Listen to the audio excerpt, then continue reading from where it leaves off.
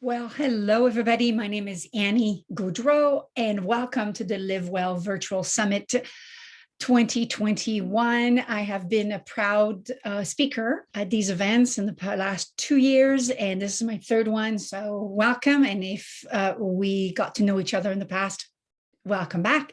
I'm a nutritionist and wellness coach, and I'm very much focused on giving women, specifically women, the tools to be really performant and healthy, and so that they have the best in their lives. So today we're going to talk about a subject that is very close to my heart, which is distraction and how it is robbing you of your happiness, to joy in your life, your productivity, and overall robbing you of being able to get to what you really want out of your life. So let's get right into it.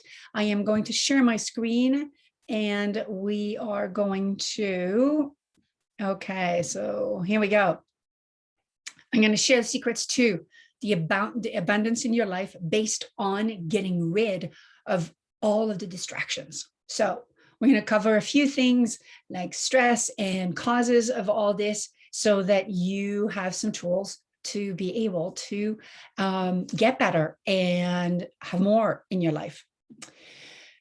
Because distractions are sometimes perceived as being very innocent, right? Oh, it's okay. It's just, it's just a little message or Instagram or a little notification on Facebook and all these things. The problem is that it's costing you. It's costing you in your health, and it's costing you in the quality of your attention, which means not as good quality relationships with your kids, your friends, with your partner, and if you have a business, with your clients, your employees, your suppliers, etc. So it really, really has a massive impact. Interruptions, distractions, they're all the same. I lump them all in the same bag. And, I love these statistics, but the one that really was shocking was 80% of interruptions at work are considered trivial. They're not trivial because it can take you up to 25 minutes once you've been distracted or interrupted to get back to where you were before in terms of attention. So imagine what it does. And I love the fact that here it actually said that, interruptions, distractions make us dumber. Absolutely. Because we don't have the ability to be able to process. So today we're going to talk about, how you can do better. But first, let's talk about, what's going on. And we see that, I love this graph. It basically showed that, the time that we spend being distracted, which is this blue line over the last 20 years, has just increased like crazy. And I saw some vague statistics that said, it's around 2,000% more distracted than we used to be by everything, right? And the actual thinking goes in the opposite exact direction. And that makes sense, right? So when we feel anxious, when we feel out of sorts, when we don't know where we're going, and when we say, oh my God, I just don't know where time goes, it's because there's a lot of that distraction happening here and here and here and here. So let's get into, some more of the causes, because what's happening is that all this is that one of the two of us, 50% of us are reporting that we're less productive, right? Many things, of course, have happened, right? Many, many things. 13 months into COVID, we definitely know that this has been a challenging year, and we've had to make a lot of adjustments. One of the biggest culprit, and I love this because it said, 21st century is a connected world. But I'm not sure that connection is always helping us as opposed to distracting us. So all of the social media, all of these things that we spend time on to distract ourselves or that distract us, depending on how you look at it, are all contributing to it. Now, wait for it.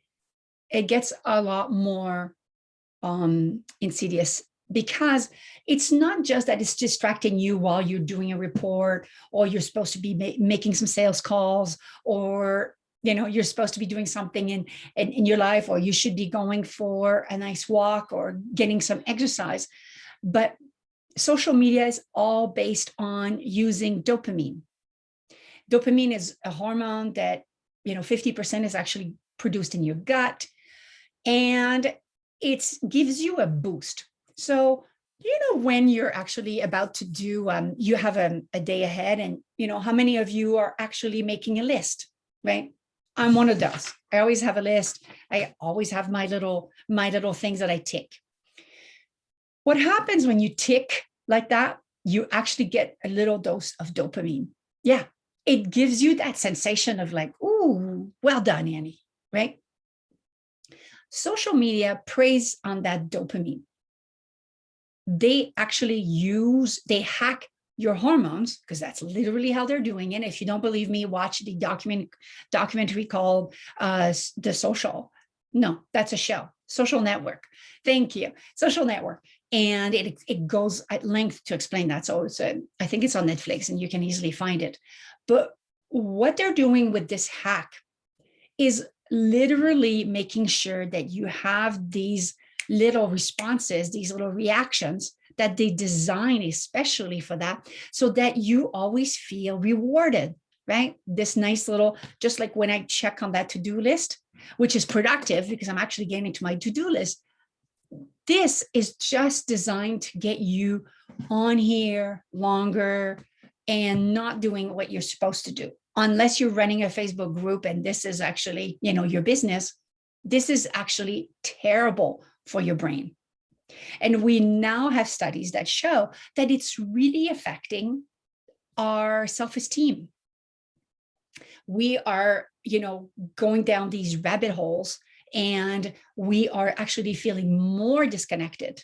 So this whole notion that it's keeping us connected is really not 100% true. So beware social media. And I get you and I hear you. What are you supposed to do? Because are you going to remove all of these social networks, some from LinkedIn, and Twitter and Instagram, TikTok, etc. Sometimes they provide, they're good for business, they're good for socialization, they're good for laughing. And how do you remove all of these distractions, from your life?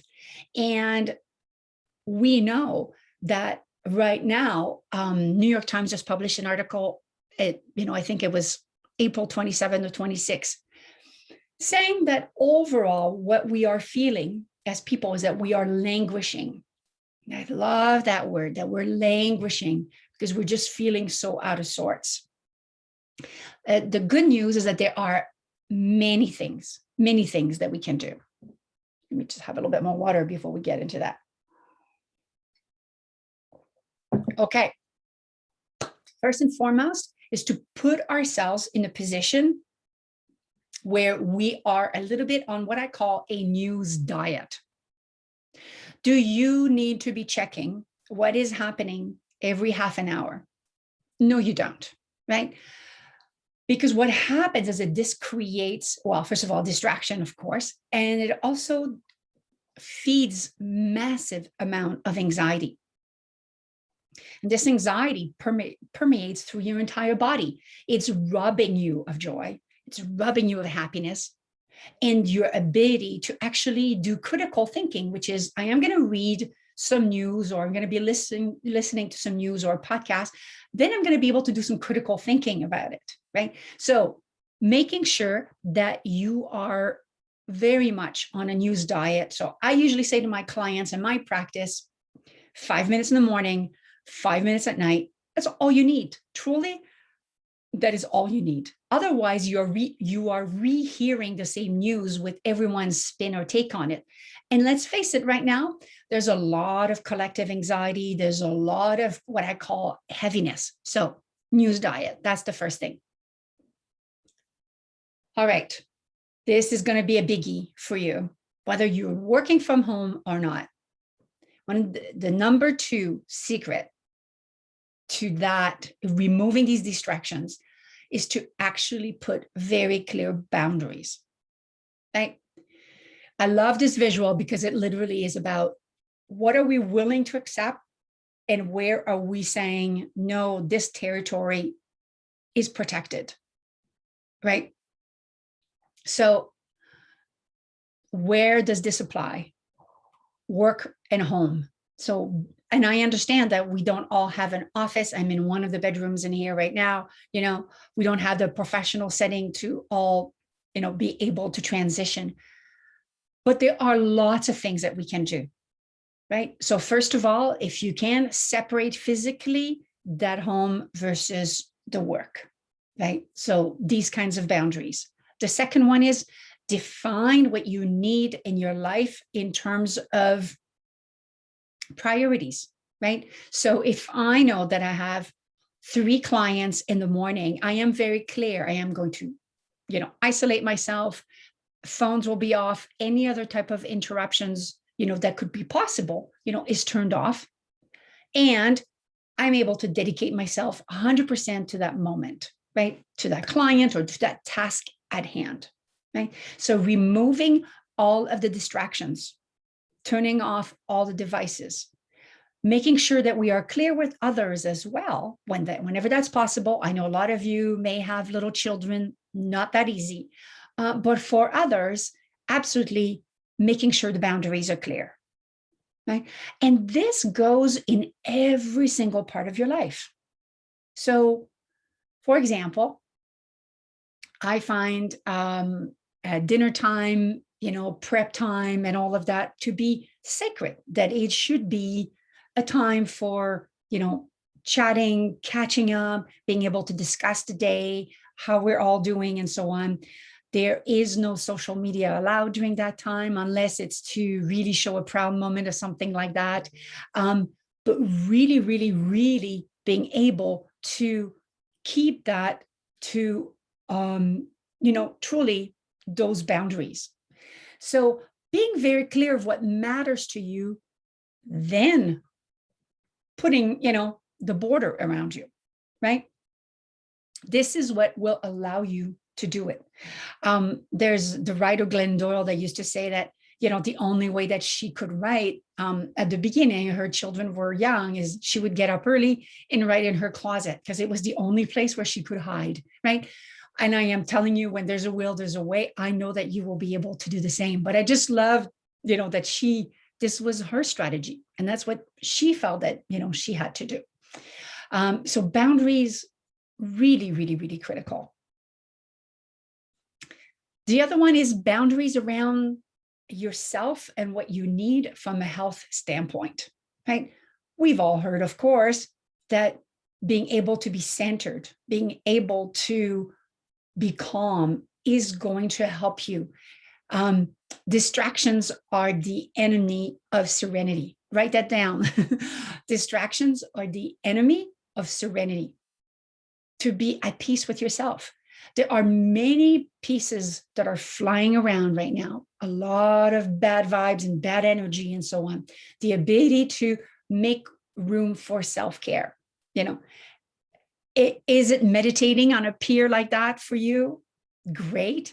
But that's not the only thing, of course. Simple breath, 2 minutes actually will reset your central nervous system. It will actually decrease cortisol hormone, which is that stress hormone that, is crazy. And we will talk about stress, in a couple minutes. I have time for that. Really, really helpful. So things that actually center you, you can see that technology is a way. There's a little bit of a theme here, guys. There's a bit of a theme. I like to recommend a little bit of a digital detox every week, and for those who just hearing that scares them, my suggestion is start with, I am going to stay away from my phone and everything digital between, Sunday 1 and 5.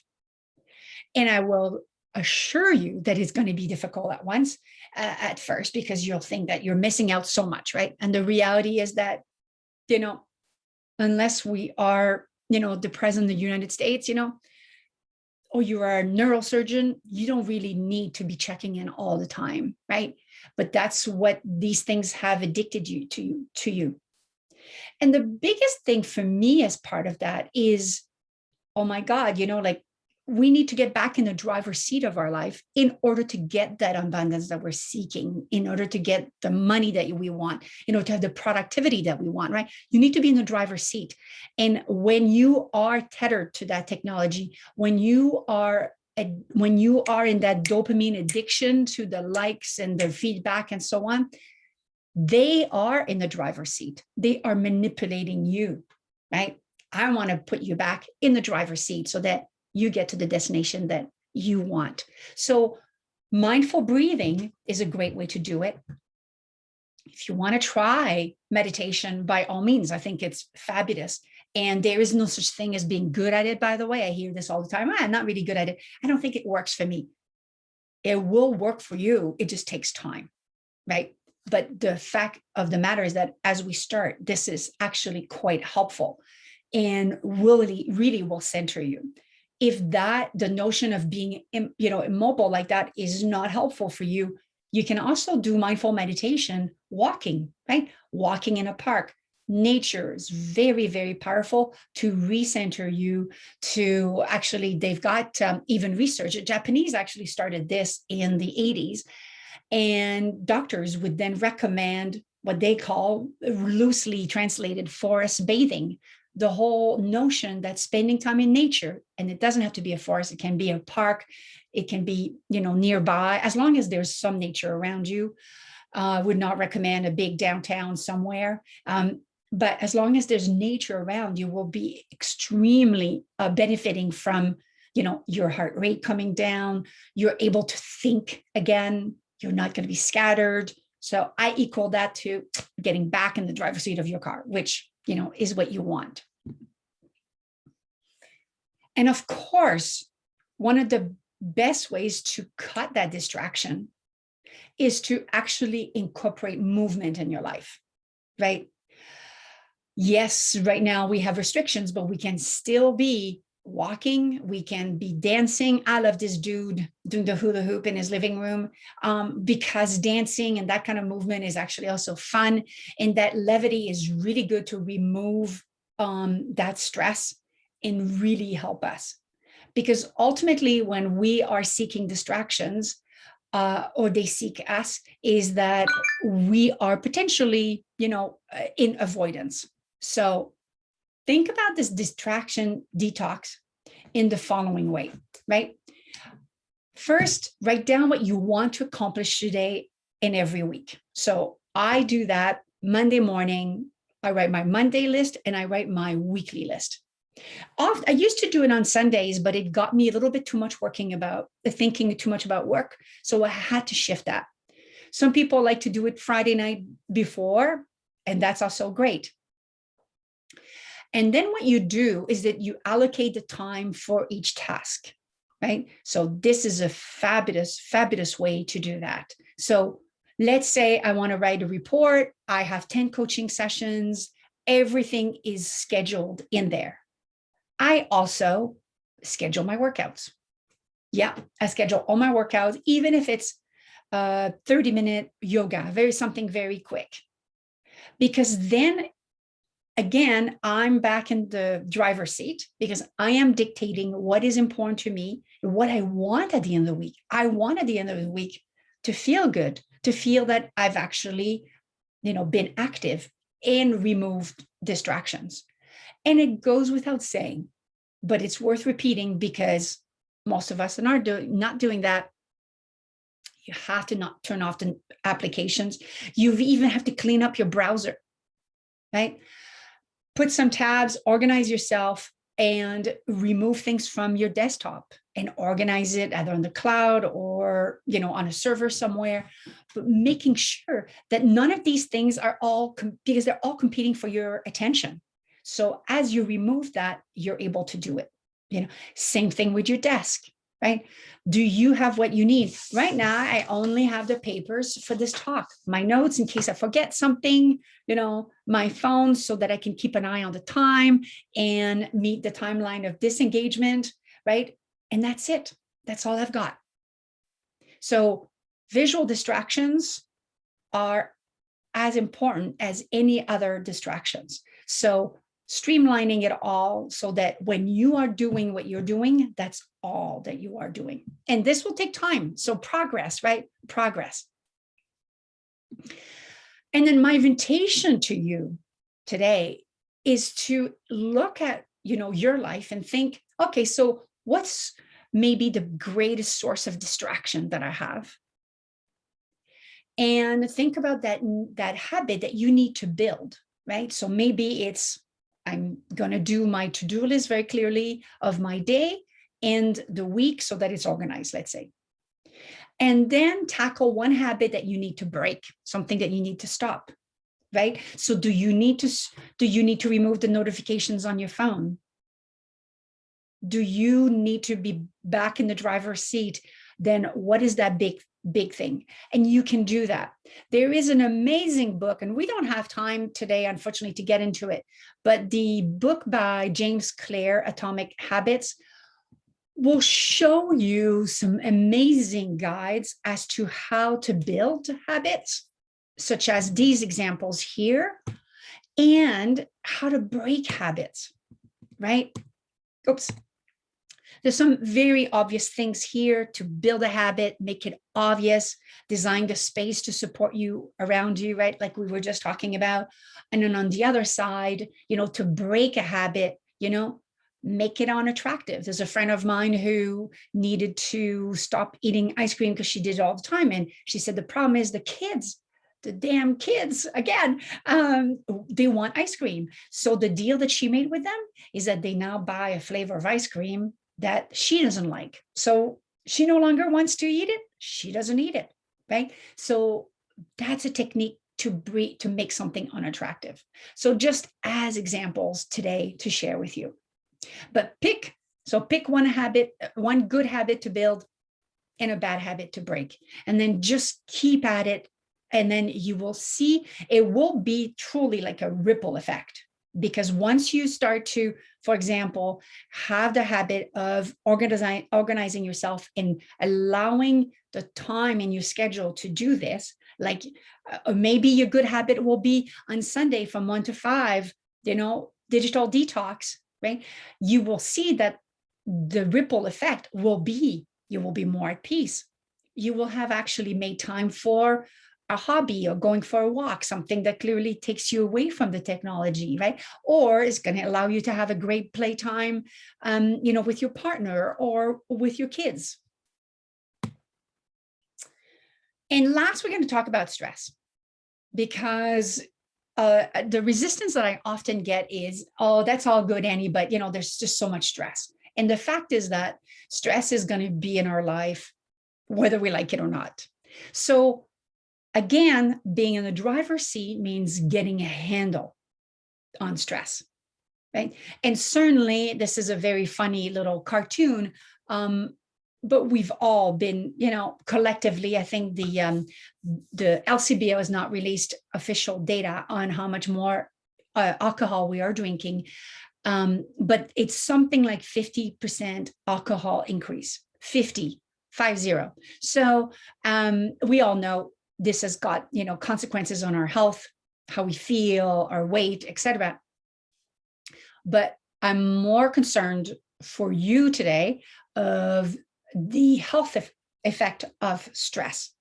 Because when we are constantly experiencing stress, we're releasing that stress hormone called cortisol. And in the health world, we call it the inflammaging hormone. Inflammation and aging. So inflammation means disease, right? It causes disease. So when cortisol is involved, we now know that it is present. So there's a correlation between cortisol and so many diseases, 75% of the time. 75% of the time. We also know that high levels of cortisol on an ongoing basis, not once in a while when there's a little event, and it's actually really good because it gets the body prepared to react to something. But when it's constant, it fast tracks your aging process. The cells get damaged, right? It makes sense. Of course it makes sense, because that's how cortisol works. So what I want for you here is to hack cortisol. Remember, we talked about hacking dopamine, and that's what social media companies are doing, and they're manipulating you. So we're now going to be reversing that, and we're going to be hacking ourselves on our own bodies, our own environment, to decrease harm, to decrease the stress. So one of the things, obviously, it doesn't have to be very complicated here, is being active. But the combination of active and nature, like we see in the visual here, is like a double whammy, and so powerful to decrease your stress, lower your blood pressure levels, lower your heart rate. All of this has been scientifically proven. Mindfulness, breathing. Again, you don't have to become a yogi, right? A couple minutes every day, calm. There are so many free apps. I love one app called Insight Timer, and it's free up to a certain level, but there's lots that you can use with that. And I just love their meditations. Just 2 minutes, I'm done. Great, I can be on my way. And much more useful to be able to do it like at 7 o'clock in the morning, after lunch, maybe in the afternoon, as soon as you feel triggered and you start to feel unraveling. And a good part of that is, if you are looking for distractions, then you need to do that. Connections and friendship and the ability to be connected to others is another beautiful way for cortisol to go down. And don't you love this picture with the puppies? It's a fantastic reminder that actually animals are really wonderful to decrease our stress and to decrease cortisol. I love James Clear, who wrote that book, Atomic Habits, that I referred to a few minutes ago. To get more, focus on less. To get more abundance, to get more money, to get more done in your day, to be more active, focus on less. That is the golden rule. So let's recap those top strategies. Make a conscious decision to get back in the driver's seat, right? Set boundaries, work, home, devices. Get back to organizing yourself, your days, your week, your work environment, and making sure that your boundaries are very clear and sticking to them, right? Because writing it down and then not respecting it, it's not going to do anything. Get moving. Activity and that mindfulness and any type of movement is actually going to bring your cortisol down, and it's going to help you being less distracted. Deal with the stressors and deal with your stress response with the strategies that I gave you today, which I hope is going to help you. And then I have a free guide for you to download. Go to vive.ca. Very easy. You can download the guide, and there are a lot of other resources there for you to support you, as well as a number of blogs that also relate to some of the topics that we talked about here today. So on that note, thank you, thank you, thank you. You can follow me on Instagram at Vive Wellness, Facebook, Vive Health and Fitness. And if anybody, my email is there, please, by all means, if you have any questions, feedback, suggestions, contact me, and I'd love to book a call with you, complimentary, of course.